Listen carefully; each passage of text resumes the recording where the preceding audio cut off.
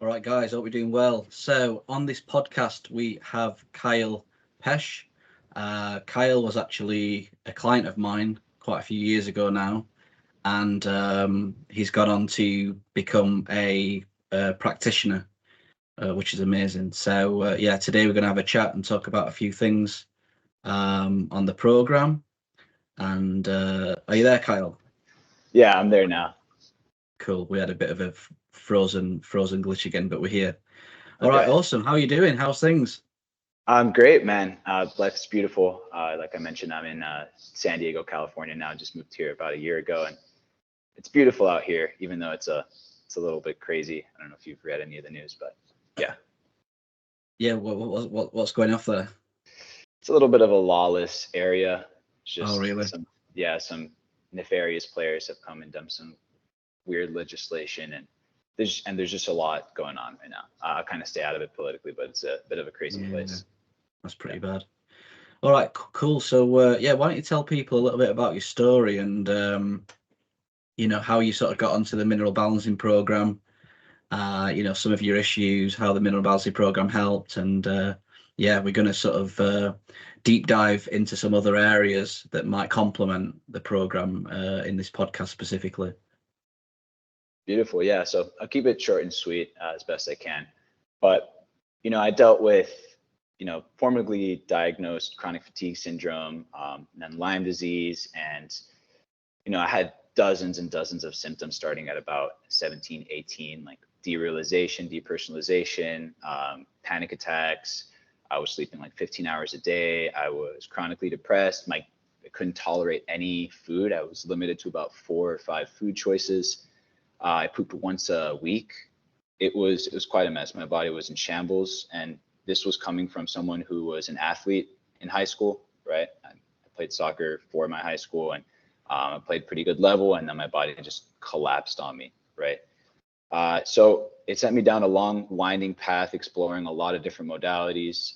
Conventional medicine didn't do much for me. They gave me, just pills, and they told me it was in my head, which I don't understand how, pooping once a week and rashes and stuff is all in my head, but whatever. Then I went down, alternative medicine. I went down this, the internet maze, right? Where you're just researching everything. I was completely consumed in it every single day. That's all I thought about, just looking stuff up. Like how old was you at this time? I was now like 20 when I really started exploring all the alternative stuff. Right? And how old are you now, just for the audience? I am 26. Last I checked. 26. Right. So yeah, cool. Wow, you've done a lot in 5 years. All right, cool. So you went down this internet wormhole.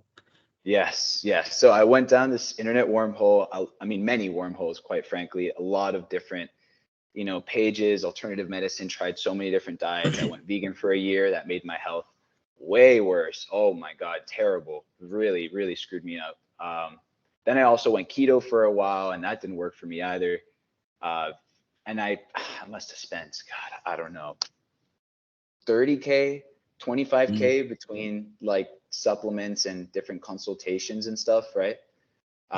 Maybe more, quite frankly. And wow. Yeah, I was just going in circles. It felt like everything was just trying to blanket my symptoms or actually made me worse. In particular, one thing I explored that made me really, really bad right before I found mineral balancing was chelation therapy. I started finding out, heavy metals, they impact your body in so many ways. They contribute to, immune dysregulation, chronic fatigue, and like the mental symptoms I was experiencing. So I tried chelation with cilantro and chlorella, and man, that was a absolute nightmare. It sent me into like a different dimension where I felt like completely disassociated from the world, and really, really. Whose program was that? Was that the Cutler one? Yeah, it was similar to the Cutler one, but it was actually, I was learning this from Josh Mason back in the day, detox dudes guy. Oh yeah. And yeah, he's a cool guy, he has cool systems, but I didn't really have like the proper guidance to approach such a complicated topic, right? I was just kind of nitpicking all this information. And so once I embarked on that, that really, really screwed me up. And I remember there came a point where I was so debilitated that I was contemplating suicide, and it was a really dark space to be in. I definitely say the dark night of the soul. And I remember I like got on my knees and I started praying. I'm like, yo, I really need some help. You know, I'm at my wit's end. I'm at my will's end. I myself cannot seem to figure out a solution no matter how hard I try. So like, I just don't know what to do. Like, just kind of try to lay it out, heart to heart conversation with me and the divine, I guess. And somehow, some way, a week later, I was randomly invited to a Zoom call with a bunch of healers, a bunch of people in the natural healing space. And there was this one dude I remember who had this really like grounded, witty character about him. I don't remember his name, but he also had this like deep compassion, like he had been through the fire himself, right? And I remember I was laying out a little bit of the stuff I was dealing with, and the dude told me, he's like, oh, have you ever heard of mineral balancing? Or nutritional balancing specifically, he said. And the pulling down exercise back then as well. And I'm like, oh, that's interesting. I'm gonna look into that. And so, you know, looked it up. I ended up coming across your YouTube channel. I absolutely devoured all your content, like ravenously devoured it. And the next thing you know, I was working with you, and it seemed like mineral balancing was just the missing piece to my puzzle. It was so nice to be able to just stop trying to control everything, throw away a lot of my supplements, and just devote myself to a very simple, straightforward path, right? That was precise enough to allow me to heal. And I, within 6 months, was able to regain my life, quite frankly. I know it's with mineral balancing, it can take different amounts of time. For some people, it could be very quick. Some people, it could be a lot longer. For me, it just happened to be very quick. Again, mineral balancing seemed to be the missing piece to my puzzle, and I guess that's why it was so quick.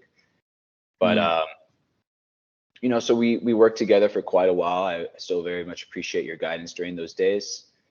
But I was still finding I wasn't able to perform at the highest level. I felt still feeling some degree of instability, always blaming detox reactions, always feeling like I couldn't really handle the certain supplements, right? And then, you know, the program started to evolve, and, you know, as everyone separated from Dr. Wilson as well, discovering the B6 issue, discovering how we don't really need to be taking, you know, 6 megapan a day. We can really do with, you know, 2 or working up to 3. I think the program's come a long way, but eventually I think I'll just quickly interject here. Yeah. You know, what Kyle's saying is a real a new evolution, I think, of how many practitioners are starting to see the program. And, you know, as many people are aware, I've obviously started up YouTube much more, and I've started taking on clients again. And, you know, Kyle's gonna, you know, in this podcast, talk about some things related to the program, such as, you know, like, everyone is different. And, you know, when I was doing the program, I jumped in the deep end, and sometimes it's like throwing water on a chip pan fire. It's too much. And like Kyle said, you know, we've changed the supplement programs a little bit. Well, changed the formulations. And, you know, even when I was a practitioner, and I probably did this for Kyle, is I created the program and just said, there you go, you know, here's the diet, coffee enemas, sauna, supplementation. And Kyle's going to talk about this more, but really, the new way of doing mineral balancing is getting a feel for the client and slowly integrating things into, you know, on a long-term period, and maybe adding in some additional things based on experience. I think the key thing here is experience. Like, Kyle's got experience now, you know, I've got plenty of experience, and after a while you realize what people need in the moment, if that makes sense. I just wanted to jump in there before you obviously start speaking about other aspects, because I don't want the audience to think that, you know, I'm just still throwing everything out there for people. No, of course. So yeah. Carry on. Yeah. I know. Honestly, you were conversations with you as well and within the community is a big reason why the mineral balancing has taken this more positive direction in general. So I do definitely want to shout you out in that regard. And also, you know, like shout out to Valence Nutraceuticals producing a superior product in many ways to Endomit. So to continue on, obviously I fell in love with the program. I knew there was just so much merit to it, so much science. My experience was incredible with it, both on the physical and also the emotional, mental, and even what I would consider the spiritual healing that came about it. Just because there's such a interesting interconnection between our bodies and, you know, the deeper aspects of our psyche. So I eventually got into, I was one of the first people actually to do the training with Susan Peche, right? I loved her practitioner training program. And I right away got into taking clients myself. I felt like I had to give back big time. And so now it's been, I don't know, 2.5 years. And I've been maybe 2 years, 2.5 years.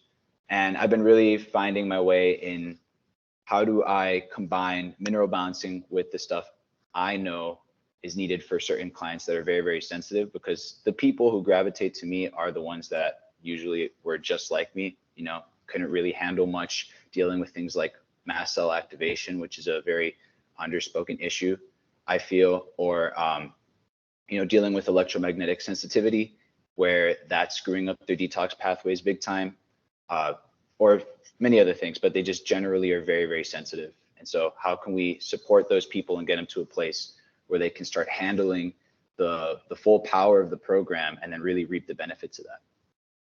For sure. So yeah, talk us through kind of how you're approaching the program as a practitioner. Maybe talk about some of the additional things. I know that we've spoke previously about the citrus pectin. I really want to discuss that in greater detail. So yeah, let us know sort of the process that you sort of take with people. Absolutely. So mineral balancing is phenomenal in so many ways, balancing your biochemistry, improving your cellular energy pathways. I mean, it's really, really phenomenal. But one thing that is missing from it is its ability to bind toxins once they're mobilized from the cells and the tissues.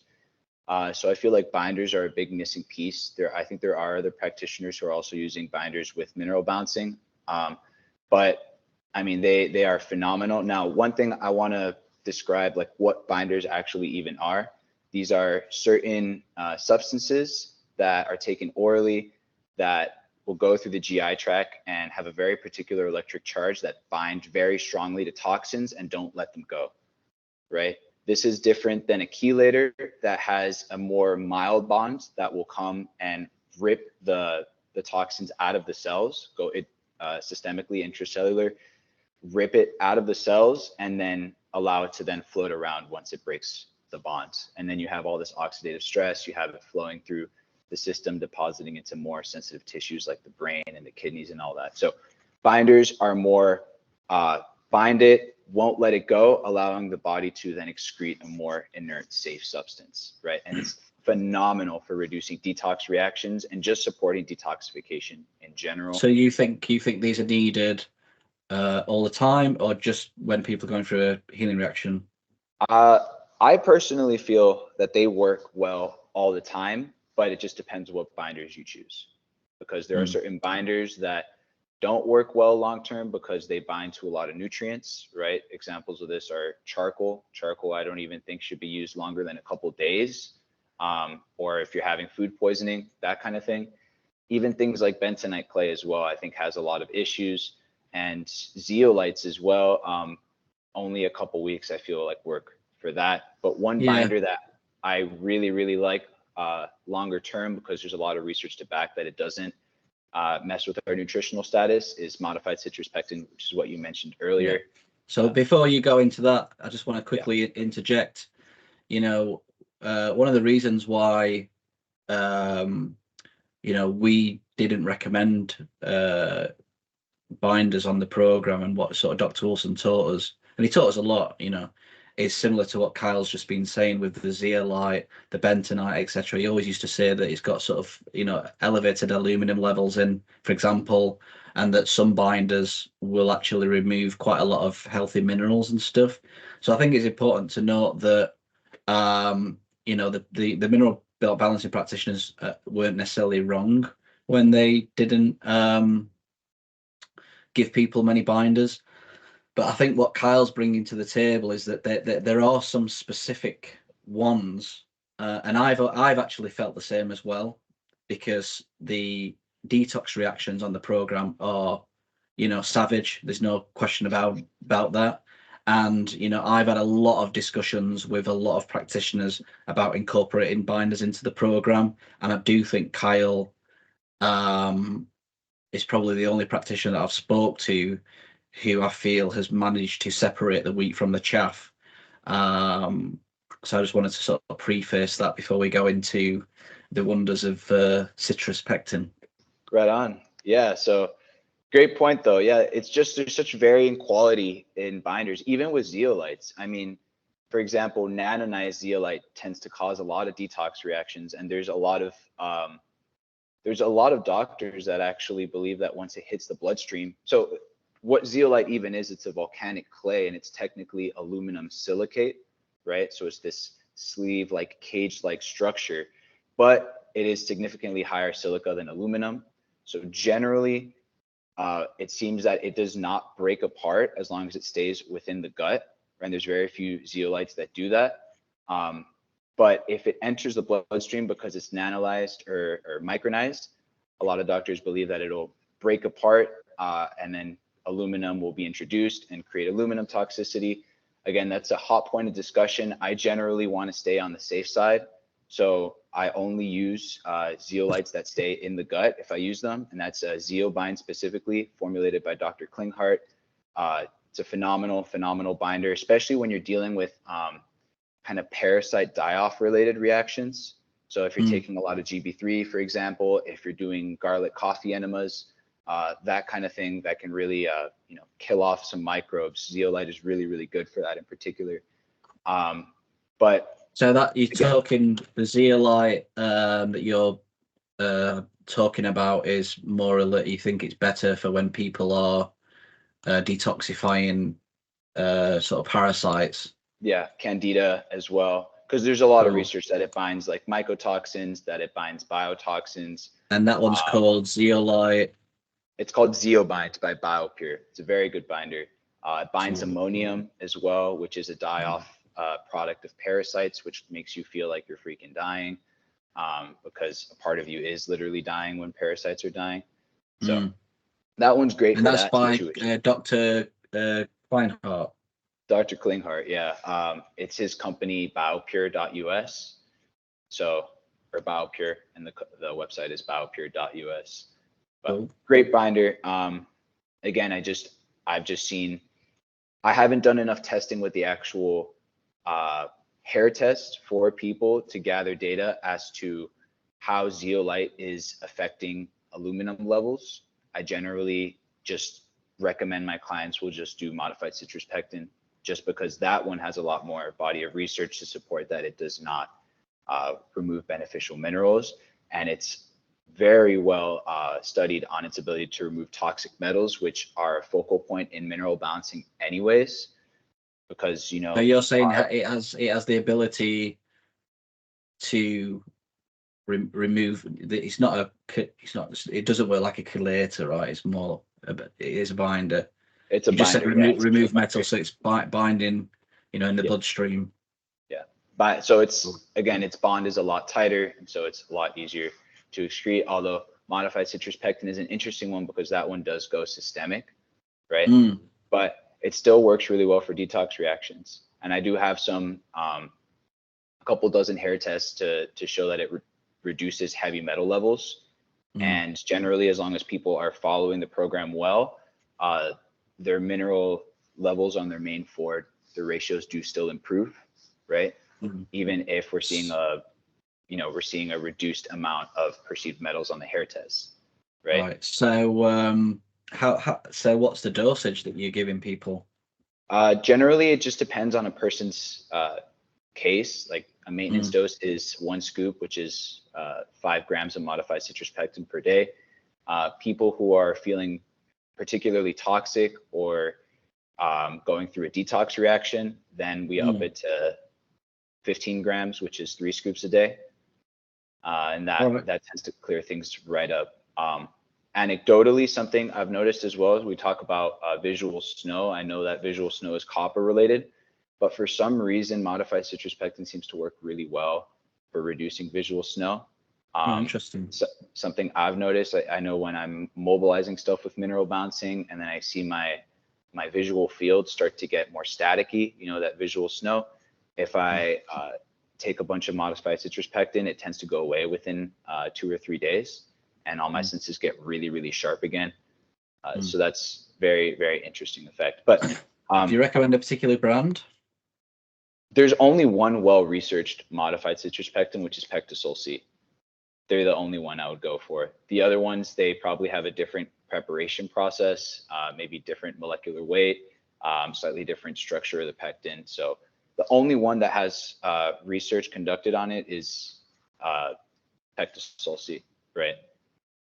Yeah. Right. So yeah, no, carry on. I do have some questions, but yeah, carry on. Yeah, absolutely. Yeah, just to kind of wrap up on what Pectisol works for, it's a phenomenal binder, but it doesn't just stop with binding heavy metals, because it's been shown to bind and reduce and increase the excretion of lead, of aluminum, of arsenic, of mercury, all the major heavy metals that we deal with on the program.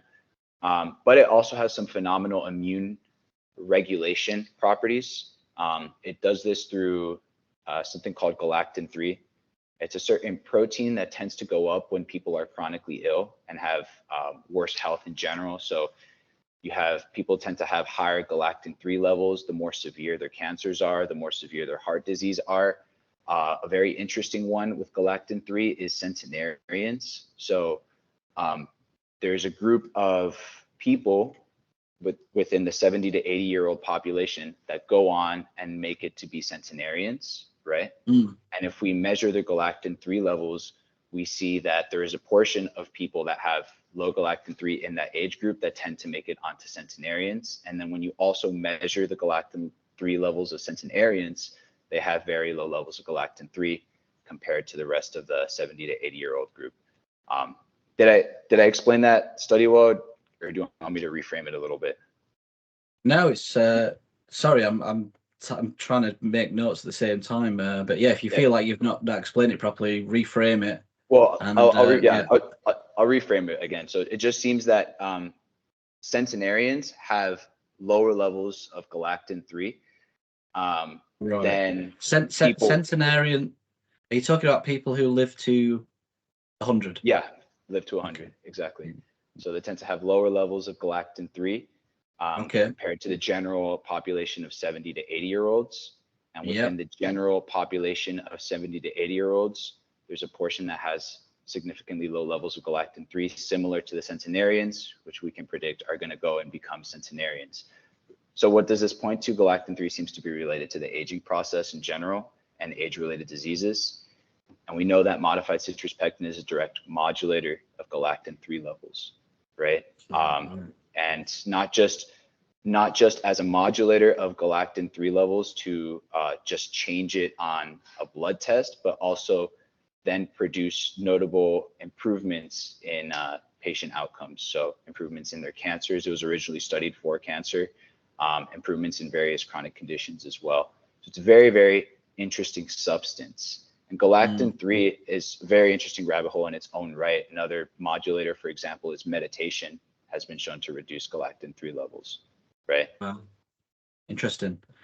So yeah, in terms of like specific heavy metals it deals with, so you probably, I would imagine you've got enough experience now to probably get a feel for the different ones. So, I mean, copper is not technically classed as a heavy metal. Do you think it helps with copper detox, or? I remember we spoke a little bit about this before. I did my best to research it, and I can't find any binders that are specific for copper besides molybdenum. How do I pronounce that again? That mineral? Molybdenum. Molybdenum. Yeah. Yeah, molybdenum. Mm. That's the only Well, copper binder I'm aware of. But yeah, I mean, yeah. I was going to say it likely indirectly improves. For example, if someone is going through a copper dump, we know that there's this thing called synergistic toxicity, where different metals, different toxins will generally significantly stack their toxicity when they're floating around the body together.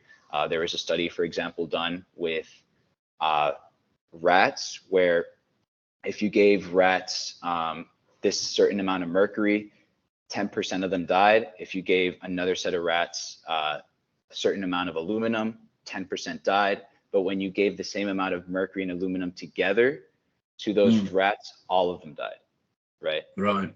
Yeah. And this applies for other toxins as well. So it seems that modified citrus pectin could probably help with copper dumps just by reducing the amount of other floating toxins like mercury, like lead, like arsenic, allowing it to come out more easily, and also just generally helping the detox pathways. I suppose copper's a difficult one because it's not technically a metal that we want to get rid of. It just causes problems when it's sort of dumping from the bloodstream. But yeah, I mean, you are right with the molybdenum. You've obviously got things like inositol, choline, which sort of help a lot with binding to copper when it's coming out of the bloodstream or whatnot. But let's talk about maybe, I mean, what do you think modified citrus pectin is sort of like the best for, like a mercury detox? I mean, a mercury detox is pretty, so when you go for a mercury detox, the first thing that usually happens is you just lose interest in, personal relationships, your home life. You usually get brain fog. You usually become a little bit detached. And yeah, it's quite unique. So do you think is it quite good at dealing with that? I mean, sort of maybe talk us through some of the sort of feelings and experiences you get. So like, let's just say we can feel a healing reaction going off. The brain fog starts coming on. The detachment starts arriving. The personality starts becoming a bit angry, a bit sharp. You smash the 15 grams of modified pectin. What's the general feeling in Generally, general? it seems to quell it really quickly within a couple hours. If it's a super severe dump, it might need a couple days, but it is so something you'll probably notice if you're on a program, and I'm sure you've noticed through your years of doing it, is that detox reactions will seem to keep going on and on and on, and then they just randomly stop. It's like your body just manages to finally fully clear it, and then you just get your clarity back, you get back to center, you feel calm again. At least that's been my experience as well. They just seem to kind of abruptly finish, and modified citrus pectin seems to reduce the time that you have to actually stay in that detox reaction. So able to clear it out more quickly. If we're talking about the research as well, what is it best for? It's best for lead. It's by far has better affinity for lead than out of any other metal. But it is also good for mercury and arsenic. No, I totally agree that a good quality binder needs incorporated into the program, and I do think that I'm going to integrate this for people that are dumping. I'm not personally sure whether I'd be comfortable at the moment doing it. Giving it to people all of the time, just because the research is not being done in terms of like its effects on the hair analysis. So I think maybe we could keep chatting and try figuring out sort of whether it changes and stuff. But I'm actually really glad you've brought this up with us, because like I say, I've spoke to a lot of practitioners, and you hear stuff, and there's a lot of different products out there, and you look into it, and it's just not quite, it's a little bit like the program. Sometimes something will just hit you in a way that you know that it's the right thing. And I think the modified citrus pectin, I'm getting that vibe, which is great. So yeah, no, definitely gonna start integrating that with individuals. Yeah, absolutely. And again, I have a small sample size. I haven't seen it impact the mineral ratios in any negative way. But I would love to see more research done on it within the mineral balancing community. See what people see on hair tests. Generally, again, what I see is that as long as people are on the program, their mineral ratios will improve generally, and then metal levels will just tend to come down. And even if there is a sharp dump of something like manganese, the other metals will tend to also just come down. Right. Cool. Awesome. All right. So yeah, is there anything else you want to specifically talk about when it comes to program modification or program enhancement, or the way that you're sort of working with clients? Sure. Well, there's two little rabbit holes I wanted to explore. One is one you're pretty familiar with as well, electromagnetic fields. I think that's something that absolutely needs to be addressed to properly open up detoxification pathways. There's a lot of really interesting science, and a lot of there were some studies done as well treating autism specifically, and attempting to detoxify their autistic kids, their autistic patients, I mean. Finding that when electromagnetic fields were remediated, that they were able to significantly increase metal excretion and improve patient outcome. So yeah, that's a very important topic. But one I do want to bring up specifically for this podcast is something known as mast cell activation. This is very big in the natural healing community in general, especially the people who are really, really going through the thick of it. So like Lyme disease, mold toxicity, severe autoimmunity. Mast cell activation seems to be a topic that floats around there, and it is actually very important, I think, to think about for very sensitive patients. It was something that actually made a big difference for me personally. So, do you want to explain to the audience what mast cell activation is? I know it's a big thing at the moment. Yeah.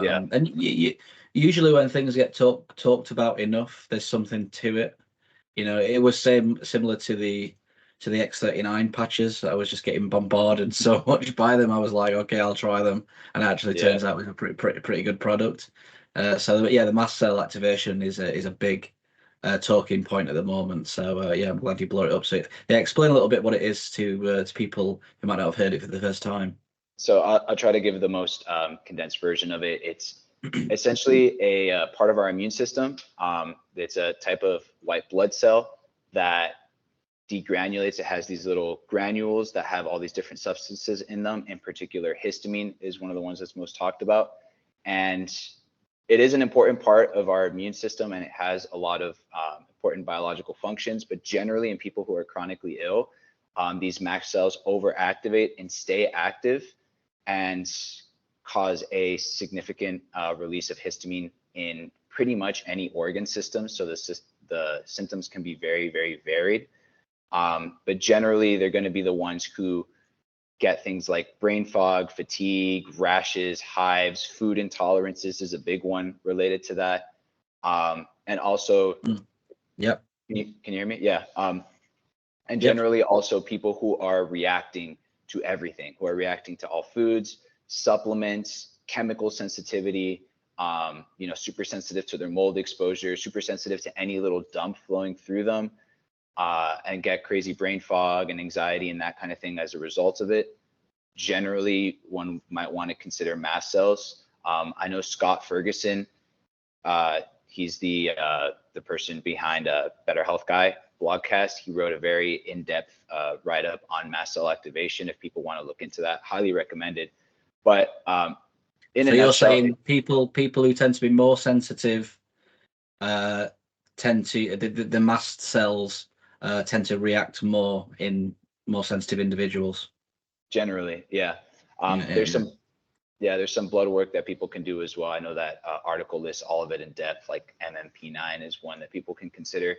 But one can kind of just tell through symptomology and then also giving mast cell stabilizers. If people react really well to that, you generally know that it's a part of their puzzle. Now, what sets these mast cells off are the same things that mineral balancing is trying to deal with, right? So like the heavy metals will can tend to set them off, but also the different pathogens, the parasites. People with like Lyme disease, very active Lyme disease, will tend to have it set off. Electromagnetic fields can dysregulate our immune system and set mast cells off as well. But also it could even happen, people can have a flare up in mast cell activation just by taking too much of a particular supplement that doesn't agree with them. So it's very important. And the way you address this is with mast cell stabilizers. There's pharmaceutical ones. I kind of tend to stay away from those just because, you know, obviously I have my grievances with pharmaceutical industry in general. But there's ones that I know that work really well, like quercetin, luteolin, rutin, holy basil leaf. There's a bunch of different products out there. I know Quicksilver has one called HistaAid, and Sun Balance is another good one with quercetin, luteolin, and rutin. And these are all just bioflavonoids. They're parts like plant compounds that help quell these mast cells and stabilize them. So we tend to not have these crazy flare-ups anytime anything gets mobilized. So it's a good thing to consider when people are extremely sensitive, and it's quite frankly a more temporary measure just to help reduce the inflammation and the symptomology, to help people better tolerate detoxification and dial them up to like a proper full dosage program. Yeah, so do you have any sort of example cases? So it's like if X happens, then the likelihood of mast cell issue is high, then I will give them X, Y, and Sure. Z.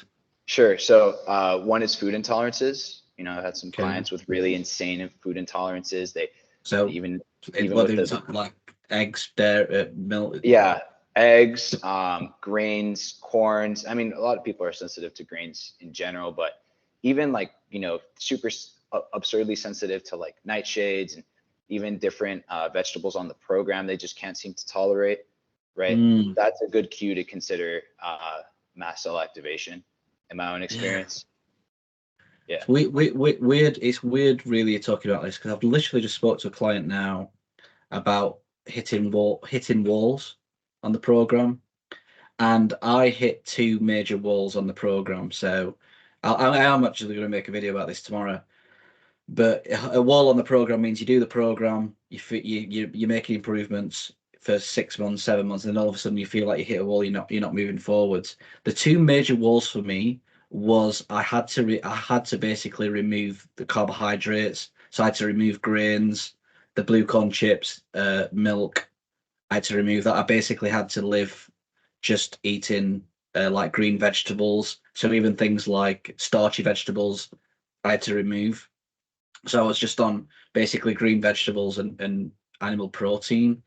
I mean, Dr. Wilson doesn't recommend that, but I could feel that I had to do that personally, and that sort of moved me forward. And then the second wall was EMFs. I hit a wall with the EMFs, and I had to sleep in a Faraday cage for a year, which I've talked, probably people are fed up of hearing me talk about it, but that was another wall that happened.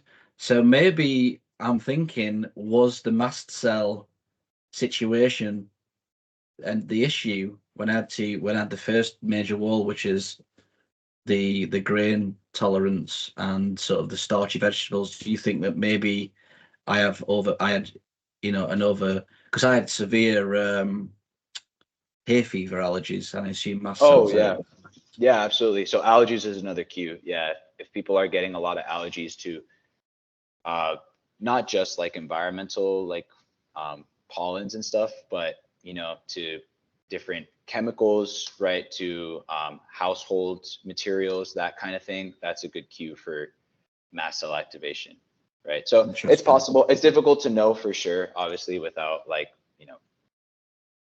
having been in that exact situation and seeing how you would react to mast cell stabilizers or more advanced blood work. But yeah, it's definitely been a game changer, I feel, just because it is also a fantastic way to reduce the symptomology quickly. So brain fog really, really severe brain fog can be related to mast cell activation and overactivation of the immune system in general. I know it certainly was a part of my own journey as well. I found adding mast cell stabilizers was one of the few things that quelled my brain fog quickly, even if it didn't deal with the underlying cause right away. It did help smooth my journey out, essentially. Interesting. So what are the key ones again? Quercetin, luteolin. Quercetin, and then what? Luteolin. Luteolin. Yeah. Rutin as well is another one. And then there is holy basil leaf is a good mast cell activator, or mast cell stabilizer, I mean. There is also, and then there's some other ones as well, like PEA. Haven't tried it personally, but I've heard good things about it. And then some of my favorite formulations in general that PEA. Yeah, I've got a supplement called Peche, which I think is a similar thing. But sort of like, so what would be the first thing that you would sort of go to if you feel like you've got you need to stabilize your mast cells? I know you've mentioned quite a few there. Would you take all of them, or no? So like if people seem to have a more like it's not as a extreme sensitivities, but there is like some evidence of these kind of allergies and this kind of mast cell symptoms, which again can be very, very varied. I do go and try holy basil leaf first, usually, because it's cheaper, and it's also very high quality and has some anxiety reducing effects as well for people, which is really good. But there's other more heavy duty products that can really quell things quickly. So HTMA by Quicksilver is a liposomal formulation of these different bioflavonoids. So it has luteolin. I know it has quercetin as well. It has a little bit of vitamin C. It has DIM as well, which is another one. So another product also is Neuroprotect by Algonaut. That one has all the same bioflavonoids I mentioned. So these are a little bit more like heavy duty stuff that. What sort of dosage are you talking for the holy basil? I usually just start with 2 caps a day, right? And then if people need more, I might either up the dosage or just add another mast cell stabilizer. But yeah. So do you have any sort of like direct experience when you was doing the program, and you sort of was like, holy crap, this healing reaction's too much, I need to go and do some research? Or like, was there any sort of examples when you was doing the program when you was like, I need to look at something else because something's not quite right here, and that's when you sort of come across the mast cell stuff? Like, what was the trigger? So what it really was I had a lot of experience learning from different mentors even before mineral balancing, and I had understood that binders and mast cell activation was a part of it, but I didn't understand how to properly integrate it yet because I was missing mineral balancing as like the foundation. And then I remember I was going through an insane detox reaction that didn't seem to clear even after I stopped the supplements. I still had crazy brain fog. I still was feeling like just super, super insanely anxious.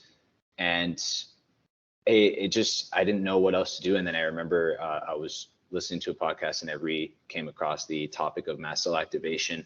I went and bought a couple mast cell stabilizers, and that quelled my symptoms very quickly, right? So that was a healing reaction. Yeah, I guess so. The healing reactions obviously, increase this mast cell activation. So something I want to say in general also is this whole thing about healing reactions and detox reactions is a little bit of a gray zone, because I think there's a lot of times that people think they're going through healing reactions or detox reactions, and they're not really. I think they're just overwhelming their system, or they're doing something that is causing them to have an insane inflammation or immune flare-up that is just not harmonious with them. For example, way too high EMFs or poor quality sleep can cause that, and that's not necessarily a detox reaction. That's just 100%, going out of balance. For sure, man. Yeah, that's a tricky area, I think, and I think Yeah, it's where a practitioner comes in. I mean, I have created a small application that does a pretty good job at figuring out heavy metal, because the thing is with a heavy metal release, you do get very specific symptoms, especially when it comes to copper toxicity. And if someone's messaging you and you're trying to figure out whether someone's going through a healing reaction, I mean, the first thing that I would say is like, do you have metallic taste in your mouth? Has your brain fog increased a lot? Have you got sort of dry mouth? All of these are like smoking gun indicators that people are having a healing reaction. Are they doing the program well? Is a big one. And then once you kind of figured that out, then you can start asking people, well, what are your symptoms? Well, I've not slept. Fair enough. That can be a lot of things. I've got a racing mind. Right, that's sounding like copper. I've got shooting pains going up my neck. Right, you're 100% dumping copper. And another thing that you probably heard me talk about is like getting some heavy metal P kits, which are really helpful. You can see straight away whether someone's detoxing mercury and whatnot. But like you say, you do have to speak to someone. I mean, I had a client a few days ago, a brand new client, and she was feeling overwhelmed and jittery. And I had a chat to her over the phone, and sort of quickly come to the conclusion that the supplements were probably causing the issues. It turns out that when I actually received her most recent hair test, she was in a 4-low pattern, but the practitioner had put her on a slow oxidation program. On like slow ox, and sorry, Megapan. She was on a slow oxidation program. So I was like, no wonder you feel anxious and jittery. You're on the wrong program. So this is sometimes where experience, comes in. And I've, definitely like people, unfortunately, I mean, I don't want to like boo-boo them too much, but I've generally noticed that the practitioners that are still on Dr. Wilson's list, Dr. Wilson, although I love him to bits and I think he's amazing, he's very quick to just say you're going through a healing reaction, when in reality you're not, and he's quite gung-ho when it comes to supplement dosages, and at the end of the day, people can be super sensitive to them. I mean, when I first started taking kelp, I didn't sleep for like 3 weeks, and I was like, I need to stop taking this. However, you shouldn't throw the baby out with the bathwater, because 3 years down the line, I could actually turn on and off my EMF sensitivity by taking kelp. So yeah, there is an element of experience that needs to come into play, and so it's like similar to this whole topic that we're actually discussing, is this new approach of, this is the program. We've got all of these different factors. The program as a whole is extremely powerful, but you've got to take this stepping stone approach, in my opinion, sort of the new way of doing things, rather than just saying, there you go. Because I don't know about you, but I definitely have had unnecessary trauma from the from the gung-ho approach. God, I remember there was a time I was going through a healing reaction under Dr. Wilson's program, and then I asked for a program for him to check it, and he talks to the guides, and he's like, you're just going through a healing reaction. You need to take, what was it, like 6 zinc?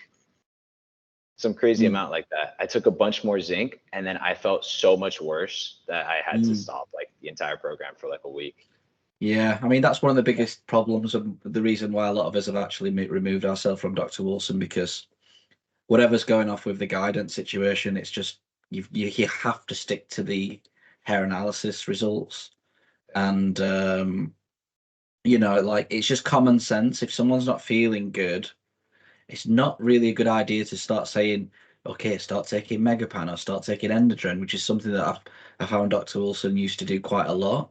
if someone's not feeling very good, he would switch the supplement program around. And I'm not saying at times that does work, but the thing to do from my experience initially is like be cautious of giving people the more stimulatory supplements, because if they are going through a healing reaction and you're increasing the megapan or you're increasing the endodrin or the thyroid complex, it's going to make the healing reaction, worse, So I always find that the best approach is to just put a lid on things, figure out what's going off first.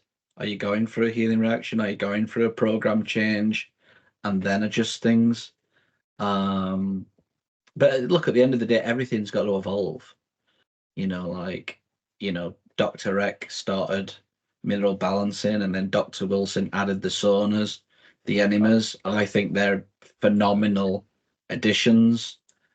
I think that the space as a whole has sort of like it kind of added liver flushes as a more prominent sort of detoxification technique, which I think can really, really move people along dramatically. I think the Valence supplements are obviously a massive improvement. I mean, the new CalMag Fusion is insane. You tried it? New well, no, but the feedback is ridiculous. Yeah. The feedback is ridiculous. I mean, you just have to listen to people's experiences, and it's just like unbelievable. But again, I mean, the Valence supplements, they are more potent. So there is another element of, introducing them slowly, just like the more stimulatory things. So yeah, and I think this is what's been happening with the program over the 40-year period. The program's getting more precise and more powerful. However, which is amazing. However, the health of the population is declining. But what's basically happened is we have to improve upon the program because the health of the population is declining. But what it means is, you're giving a sicker person a more powerful program, and that's a big conflict. The way to do things now is to slowly integrate, because I'm sure you realize just changing the diet is going to make you going to bring up challenges. Yeah. Like major challenges and detoxification. That's why you need close coaching with this kind of thing. You can't just give them a set and forget program. Kind of have to hold their hand throughout the process, honestly. For sure. And it's finding that balance as well, because people want to heal quickly, because healing in my opinion is taking longer, but we can do things on the program to speed things up, like the liver flushes and the Valence supplements, and maybe I do actually quite like the X39 stem cell patches for certain people. But yeah, I think this whole conversation is just a conversation about the evolution, of the program. Absolutely. I definitely think I'm going to integrate the citrus pectin. Yeah. And definitely look at the mast cell stuff. Yeah, let me know. I mean, again, my intention with that, and really the stuff that I've considered, is just to make it a smooth experience, because mine was smooth sometimes and a roller coaster other times, and I couldn't really start living my life until I found stability with my health. And I obviously want to keep making progress, detoxifying, remineralizing long term, but I don't want to be subject to the roller coasters of insane healing reactions and not having good tools to approach them, So yeah, for sure. Just want to maximize and improve the program so everyone heals better. Awesome. All right, well, we are going to have to wrap it up soon. Is there anything else that you want to quickly sort of talk about, or have you? We can obviously do it. I'm sure we'll do some more in the future. Yeah. There's other rabbit holes to explore too, but I think that was quite good. Just thanks for having me on, my man. Cool. So yeah, tell people how they can get in touch if they're interested in starting a program with you and you getting to know your channels, etc. Sure. So I am on, you can find me at jyotimineralbalancing.com. So that's JYOTI mineralbalancing.com.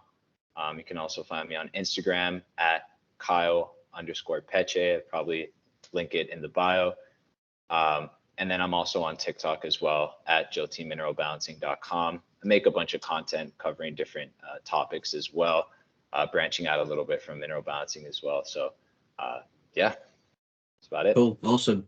Yeah, cheers, man, and thanks for being a great client. I mean, it's nice to have people like Kyle on the podcast, because it just goes to show that mineral balancing does actually work to a degree where people feel a big pull to end up becoming a practitioner, which is fantastic.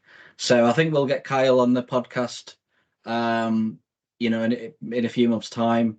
I'm going to start playing around with the citrus pectin, especially, and some of the bioflavonoids, with the mast cell stuff. I do think it can be integrated into the program as the program evolves.